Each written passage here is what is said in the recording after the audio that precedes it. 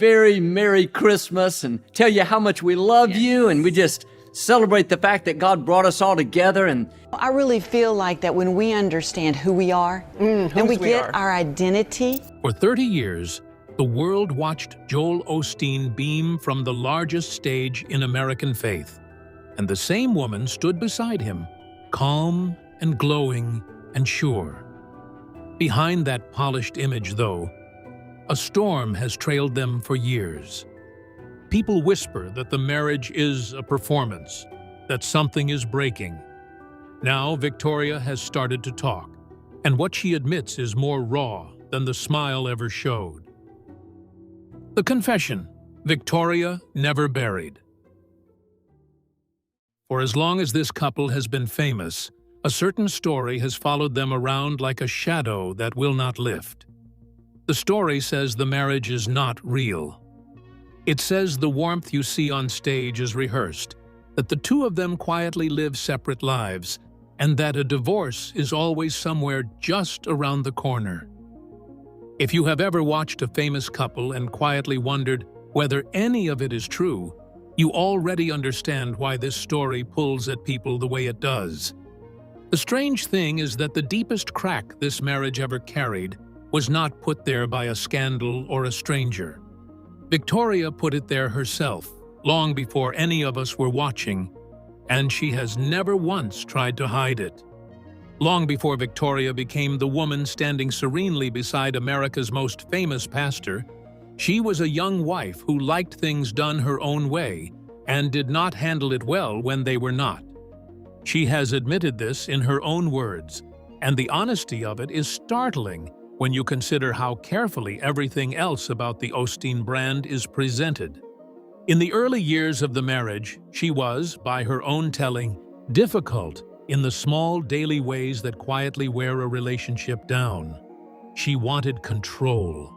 She wanted to be right. And she reached a point where she felt God speak to her with a warning she has repeated many times since, that if she did not change the way she was behaving, she was going to change the very man she had fallen in love with. That line lands differently than most marriage advice because it puts the blame nowhere but on herself. She did not say Joel needed fixing. She said she was slowly reshaping a gentleman into someone harder and more guarded, and that the thought of doing that to him frightened her more than losing an argument ever could. So she made a decision that most of us find almost impossible in the heat of our own resentments. She chose to soften instead of demanding that he had to go first. If you have ever stayed angry at someone you love purely because backing down felt like losing, you already know how rare that kind of surrender actually is. What grew out of that decision became the private engine of their whole marriage. Victoria says the two of them almost never argue now, and the reason she gives is almost funny in its simplicity. You cannot fight with a man who refuses to fight back, and Joel, she says, simply will not engage. When they disagree, and she is quick to admit they disagree often, they let the matter sit, and they agree to disagree rather than turning it into a war. She wraps the whole philosophy in a phrase she returns to constantly, which is that they choose to walk in love even on the days they do not feel especially loving. There is something almost defiant in how ordinary that sounds. No secret, no trick, just two stubborn people who decided respect mattered more than winning. And to understand how a woman that's self-aware ended up preaching to 45,000 people every week, you have to travel back to a jewelry counter in Houston, to a time when neither she nor Joel had the slightest interest in standing in front of a church. Two people who never wanted a church. The beginning of their story has almost nothing to do with religion, which is the detail most people find hardest to believe. Victoria was not raised inside the world of televised faith. She grew up in Houston in a family that ran a fine jewelry business, and as a young woman, she worked behind that counter, selling watches and rings to strangers and expecting her life to stay comfortably ordinary. She had studied for a while, drifted like most young people do, and settled into the family trade without any grand plan for what came next. Nothing about those days hinted that her face would one day be beamed into 100 countries. Joel walked into that jewelry store somewhere around the middle of the 1980s, and the reason he came in is almost too plain for a story this size. He needed a battery for his watch. She helped him. Something passed between them that neither has ever fully explained, and by the spring of 1987, the two of them were married. The detail that upends what most people assume about them is almost absurdly simple. On the day they said their vows, neither Joel nor Victoria was a pastor, and neither planned to be. He was a quiet young man who preferred to stay out of sight, and she was a jeweler's daughter with no pulpit anywhere in her future. For 17 years, Joel worked in the shadows of his father's ministry, running the cameras and producing the television broadcasts for the church his dad had built. He was good at it, and he was content with it, and by every account, he had no desire whatsoever to stand where his father stood. His father, the booming and beloved preacher Joel Osteen, asked him again and again to step up and preach, and Joel turned him down every single time. There was a shyness in him that the stage terrified, and he was happy to let his father be the voice while he stayed behind the lens. Victoria, meanwhile, was building a life as a wife and a mother, comfortable in the role she had chosen and untroubled by any larger calling. If you had told either of them in those years that they would become two of the most recognized religious figures on the planet, they likely would have laughed in your face. Their ambitions were small and human and completely their own. None of the pull toward that pulpit came from hunger or design. It came instead from a single devastating stretch of days in the winter of 1999, when a loss arrived only a week after Joel finally found his voice. The week that rewrote their lives. For years, Joel had brushed off his father's requests to preach, and then, near the end of 1998, something in him shifted. Joel Osteen was seriously ill by then, worn down by kidney trouble and spending long hours on dialysis. And perhaps that fragility is what finally moved his son. In the middle of January of 1999, Joel agreed to do the thing he had avoided his entire life. He stepped up to preach his first real sermon, nervous and untested, having never gone to seminary and never once imagined himself as the man in front of the congregation. His father was too weak to be in the building that morning, and so he listened to his son's first sermon over the telephone from a hospital bed.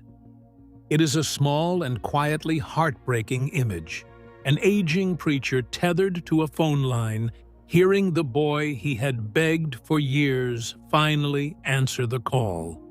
Within a week of that sermon, Joel Osteen was gone, taken by a heart attack that left the enormous church he had founded suddenly without its voice.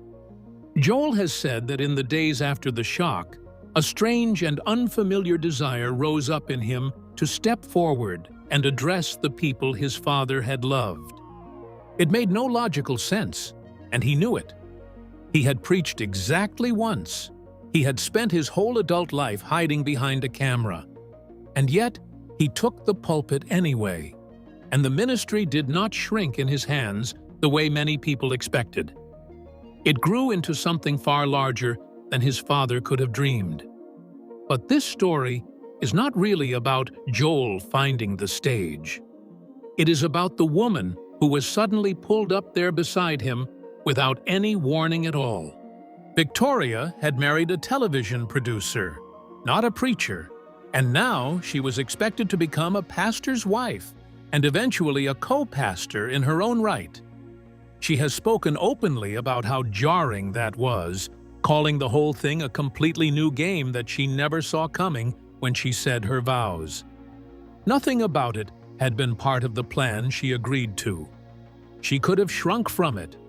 Instead, she leaned into a line she still repeats whenever life turns without warning, reminding herself that nothing catches God off guard, even when it blindsides her. That quiet acceptance carried her onto a stage she never asked for. Fame, though, arrived carrying a rule book of its own, and some of the rules the Osteens chose to live by would leave the watching world genuinely puzzled. The rules that made people stare. Once the Osteens became famous, the public started noticing the peculiar way they guarded their marriage, and one rule in particular drew a great deal of attention.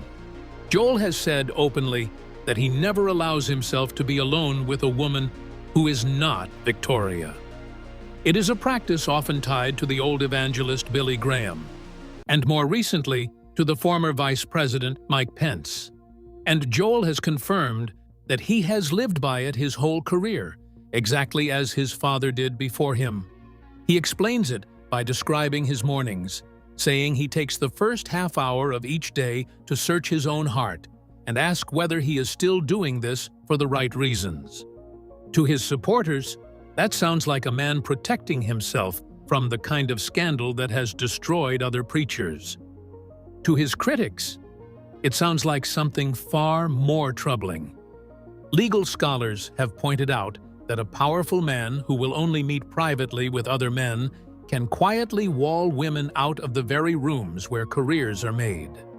One widely shared argument in Vox went so far as to call the practice likely illegal in an ordinary workplace because it hands men access and opportunity that women are simply denied. What looks like personal virtue from one angle starts to look like a locked door from another. And that tension has trailed Joel for years. Then there is the advice the two of them once gave that made a very different set of headlines. In an interview years ago, Joel encouraged wives to keep the spark alive by making an effort to look good. And he suggested, without much subtlety, that a trip to a certain lingerie store might not hurt. Victoria jumped in to soften it and clarify what he meant, joking that a woman should retire the same tired bathrobe she had worn for a decade and put a little care back into herself for her husband. It was meant warmly, as a nudge toward keeping romance alive, but it landed awkwardly for plenty of listeners who felt a pastor had no business commenting on their wardrobe or their marriage bed. Moments like that are exactly why the Osteens fascinate people. They present themselves as wholesome and simple, and then they say something that sends the entire internet into a spin.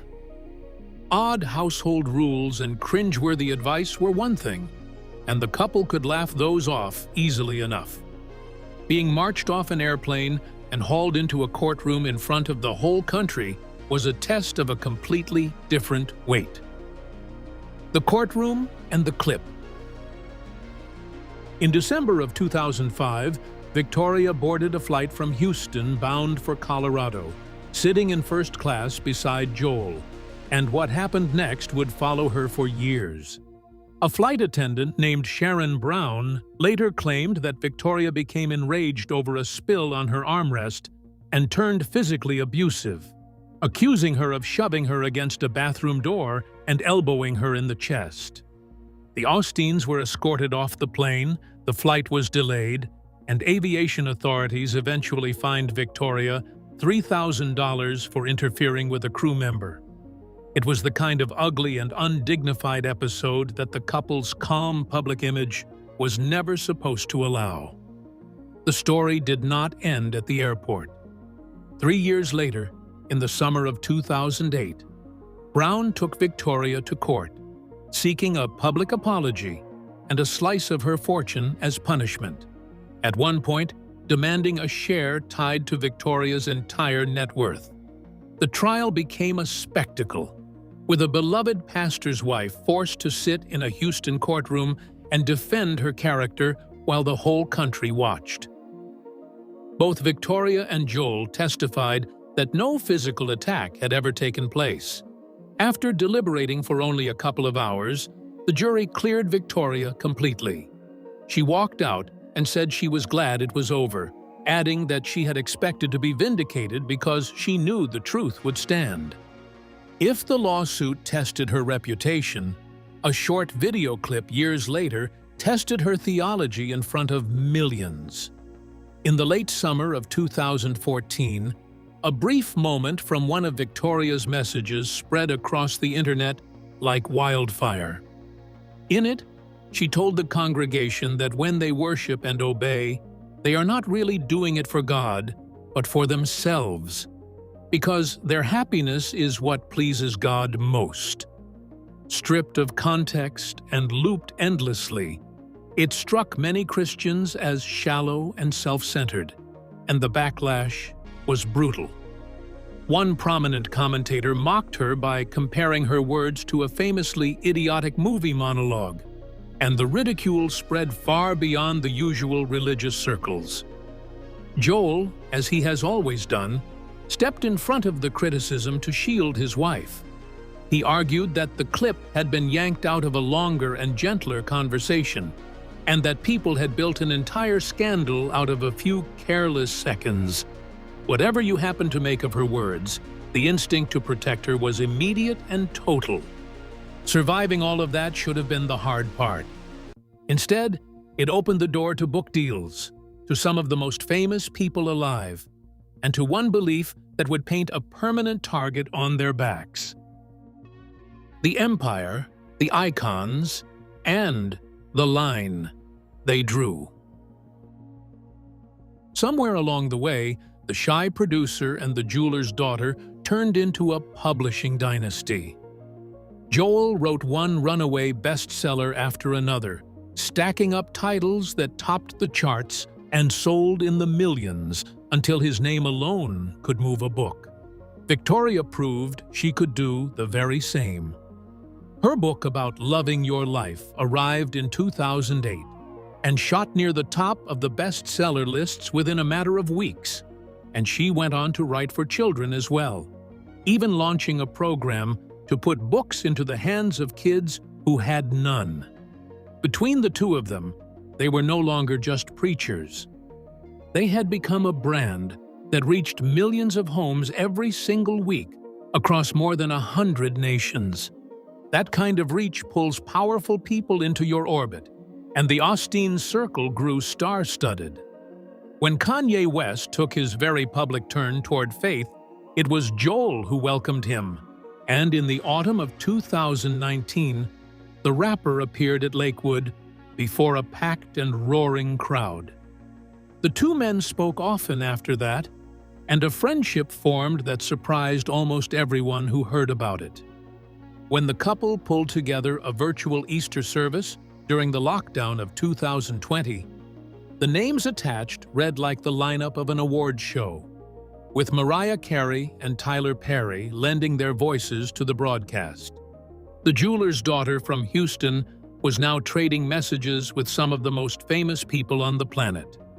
And yet, for all that reach and all those famous friends, the Osteens drew one line that has cost them dearly in the eyes of many.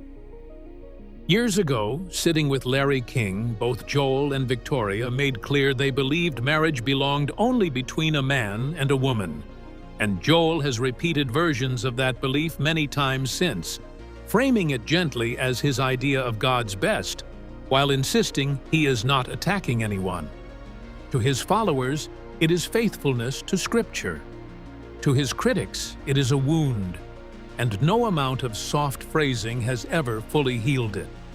Same-sex marriage became the law of the land not long after, and the tension between their message of universal welcome and that particular boundary has never quite gone away. That contradiction sits right at the heart of who the Osteens are. They preach acceptance and joy to a global audience, and they hold a private conviction that leaves part of that audience standing outside the door. Through every scandal, every lawsuit, every viral clip, and every accusation thrown at them, Victoria has kept choosing the same man and the same message. When she says she respects him and honors him, she is not reading from a script.